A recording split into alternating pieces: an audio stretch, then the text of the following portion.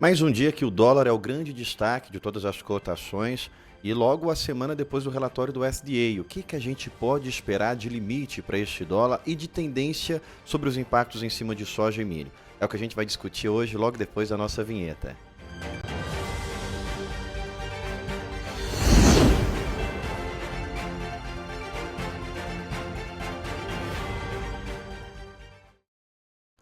Olá, como vai? Espero que você esteja bem. Eu sou Ronaldo Fernandes, aqui da Royal Rural. Seja bem-vindo ao Radar da Royal Rural. Eu quero começar com o nosso tradicional convite. Se soja, milho e dólar são assuntos que te interessam, eu quero, por favor, que você considere deixar a sua curtida, deixar o seu comentário, enviar para alguém que também possa se interessar por esse assunto. Você vai ajudar muito a gente a continuar produzindo aqui esse material que nós acreditamos ser de relevância para a sua decisão. Você também pode deixar aí nos comentários sugestões de conteúdos que você quer que a gente traga aqui nos próximos vídeos. Claro, sempre dentro do nosso universo de soja, milho e dólar. E esse é o ponto que a gente vai se atentar hoje.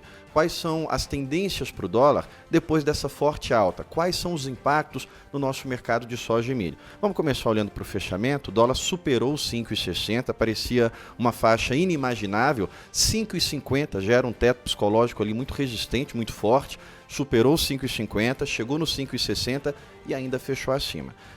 A gente sempre traz aqui fundamentos que são muito mais olhados, muito mais fundamentais. Por que eu estou dizendo isso? Porque você tem a análise técnica do gráfico e você tem a análise técnica fundamental. Você tem a análise grafista e a análise fundamental.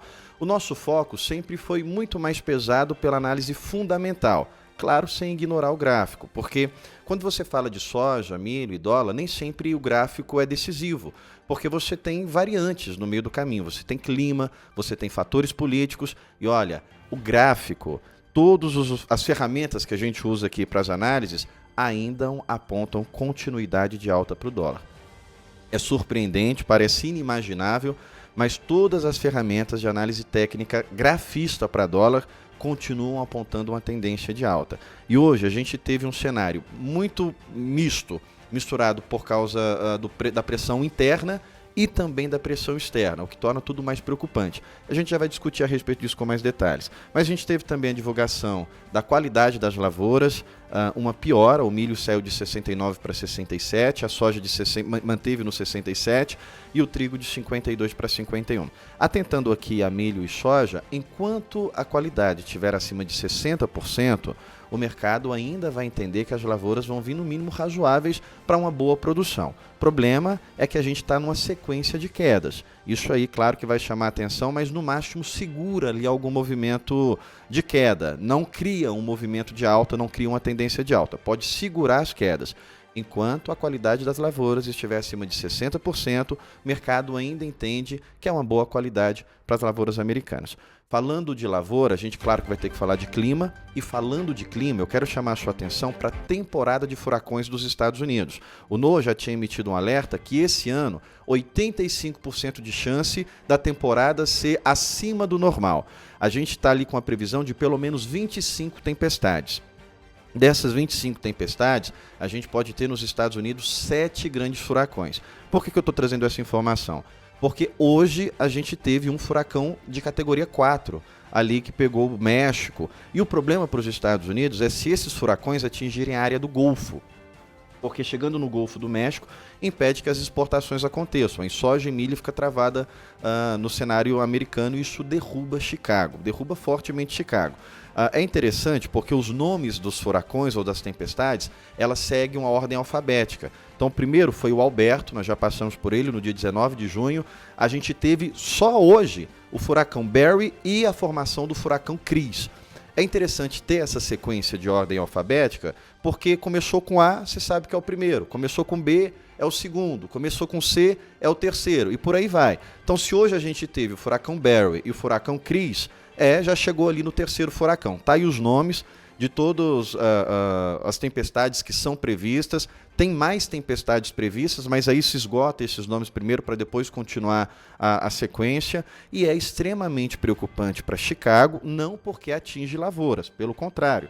A rota de furacão não é rota de produção de soja e nem de milho. Pode pegar ali produção de petróleo, seria também um sério problema. Mas é especificamente atingir ali os portos.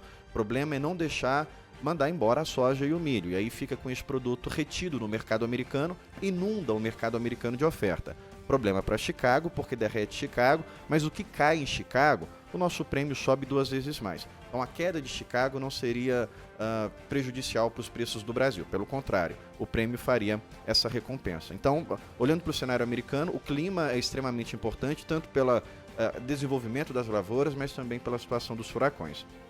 E agora o ponto que de fato chama a atenção com toda a prioridade do mercado é o dólar. Tá bem ruim de ver a imagem aí, mas eu vou explicar e se ficar alguma dúvida, deixa nos comentários que a gente traz esse esclarecimento para você de alguma dúvida que possa estar dessa imagem. Essa linha em preto é o real contra o dólar. E as outras linhas são as moedas que a gente compara que também se desvalorizaram bastante. O real é a pior moeda de 2024. A gente superou Japão, superou Argentina, superou Turquia. Deixa o Japão de lado, porque ele é o país mais endividado depois da Primeira e Segunda Guerra. Tem ali uma taxa de juros que até há pouco tempo estava negativa, então a gente não coloca o Japão na mesma cesta. Mas a Argentina e a Turquia são países que faz tempo que estão na beira de falência. Países que quase quebraram e ainda correm um risco sério de quebrar, e a gente está a pior moeda. Nós superamos em níveis ruins a Argentina e Turquia. O dólar, com o fechamento de hoje acima de 1%, acumula uma alta no ano de mais de 16%. E o problema não é que o dólar está subindo lá fora, é o real que está caindo. É a nossa moeda que está se desvalorizando.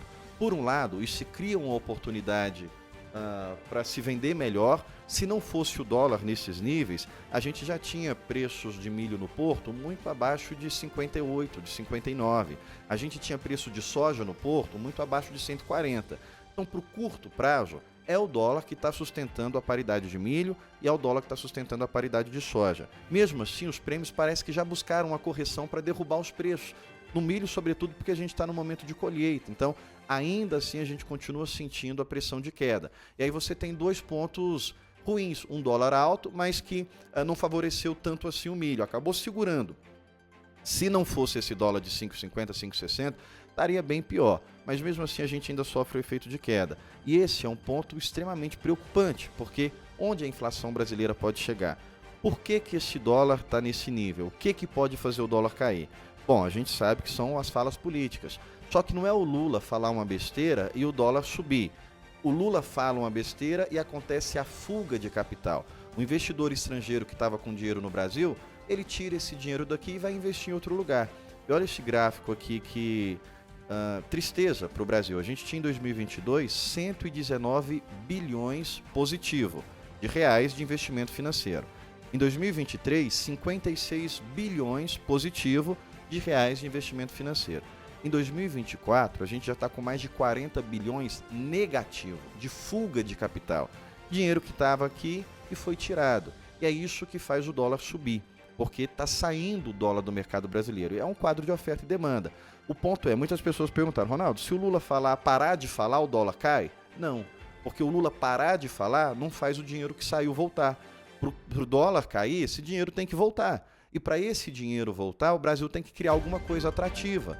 A nossa taxa de juros ainda é muito maior do que a taxa americana, só que o nosso risco fiscal não é atrativo para o investidor colocar dinheiro aqui. Um ponto de atenção que a gente ainda tem do mercado interno, no dia 22 de julho, tá, a pauta política, pode mudar essa data, Haddad e Tebet disseram que vão apresentar para o Lula uma série de opções de corte de gasto. Isso aí pode ser bom ou pode ser a nossa forca, é 8 ou 80. Ou o dólar devolve ou o dólar sobe ainda mais. No sentido de que, se Haddad e Tebet apresentarem para o Lula uma proposta que o mercado agrade, olha, isso aqui é possível, vai ter economia para o Brasil, volta dinheiro, o dólar cai. Agora, se o Haddad e a Tebet apresentarem coisas que no mercado não vai agradar, ou podem apresentar até soluções factíveis, mas o Lula não escolher nenhuma delas, o dólar sobe ainda mais. Do meu ponto de vista, a probabilidade que nós temos pelo padrão da nossa política é a segunda opção. Ou não apresentarem nada razoável, ou o Lula não querer escolher o que de fato poderia ter a solução. E para finalizar, o que a gente tem aqui, que está trazendo também uma grande pressão para os mercados, soja tem um impacto muito direto, são as eleições americanas. Desde o último debate vem crescendo a ideia e a vantagem do Trump em cima do Biden. Hoje teve uma decisão muito importante, o Supremo dos Estados Unidos decidiu que o Trump pode concorrer. Ele tem ali uma limitação como presidente, mas o fritar dos ovos é que ele vai concorrer, ele não vai ser barrado, porque ele tem algumas condenações e ele tem alguns casos ainda tramitando. E depois do debate, ele ficou ainda mais à frente do Biden. Dois problemas que a gente, ou 2 pontos, não pode dizer nem que nem problema, mas 2 pontos de impacto que a gente tem com o Trump voltando para a Casa Branca. Primeiro, a soja, ele volta com aquela trade war com a China, aquela disputa comercial que faz a soja derreter em Chicago.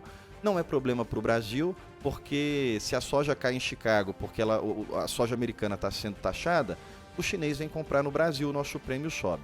O problema é que a China anunciou que vai vir para o mercado para comprar o que puder dos Estados Unidos antes que o Trump chegue na Casa Branca. Então o objetivo da China é comprar soja americana até o dia 5 de novembro, colocando uma possibilidade do Trump voltar. Só que a China não vai conseguir encher a barriga, ela vai precisar vir para o mercado de forma regular, de forma gradual. Mas a China anunciar que tem uma intenção de vir para mais compras já diz para o mercado que o Trump tem ali as suas intenções de voltar à sua disputa com a China. Isso prejudica Chicago, mas favorece a soja brasileira.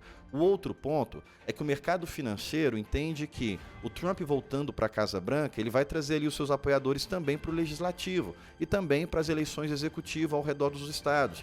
E cria-se o medo de que haja aumento de gastos dos Estados Unidos. Cria-se a crença de que o Trump representa aumento de gastos. Isso faz com que os juros americanos subam. Juros dos Estados Unidos subindo, o dólar sobe. Então hoje a pressão do dólar foi essa. Pressão interna por causa das falas do Lula, de novo atacando o Banco Central, aquela mesma coisa repetidas vezes, e também pressão lá fora, já precificando uma parte da vitória do Trump. Vitória do Trump, alta para o dólar. Problemas políticos no Brasil, alta para o dólar. Eu não acreditava, para ser sincero, que o dólar chegasse a ultrapassar os 5,60. Agora a gente tem ainda os vieses todos de alta imperando sobre o dólar, tanto no cenário interno quanto no cenário externo. A pergunta é, quando o Banco Central vai entrar travando? O Banco Central ele não entra jogando dólar no mercado se está tudo bem ou se o dólar está fazendo uma evolução lá fora. Mas o dólar subiu muito só no Brasil. Então já justifica o Banco Central entrar com a swap extraordinária, mas ele não pode fazer isso de uma forma exagerada, senão o efeito é rebote, porque aí sai mais dólar do mercado. Mas ele pode travar. Então a pergunta é essa, quando o Banco Central entraria para colocar um teto neste dólar? Parece que não tem limite. Bom, por hoje é isso. Eu quero deixar aqui no final do vídeo um convite para você, que se você se interessa por esse conteúdo que a gente produz, tá aqui o meu contato, você pode fazer uma demonstração com a gente. São 15 dias de graça. Você vai ter acesso a todo o nosso material, soja, milho e dólar. Você vai ter acesso à nossa plataforma, ao nosso aplicativo, por 15 dias. Acabou esses 15 dias, o pessoal entra em contato. Se fizer sentido para você, a gente faz uma proposta de assinatura. Se não, a gente mantém a amizade. E se ficou até aqui, eu queria pedir para você deixar aí o seu comentário com sugestão de pauta. Qual assunto que você tem interesse para te ajudar a tomar a sua decisão. Nós vamos fazer esforço para trazer esse assunto para você. Deixa a sua curtida, manda para alguém, que ajuda bastante a gente. Até mais!